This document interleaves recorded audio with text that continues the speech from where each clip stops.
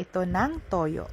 After ko nga maglagay ng toyo ay syempre naglagay rin ako dito ng suka and then naglagay rin ako dito ng pamintang buo at pamintang pino. Naglagay na rin tayo dito ng laurel at para naman mas malasa ito ay naglagay lang din ako ng konting seasoning lang. After nyan ay hinalo-halo ko lang yan at maglalagay na rin ako dito ng brown sugar pambalance sa lasa nito.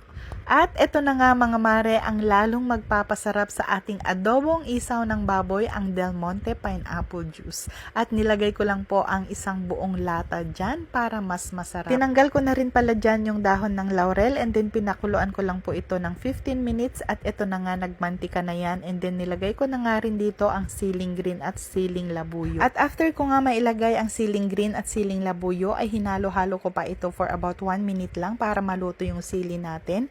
And then ito na nga po ang ating adobong isaw ng baboy na napakasarap.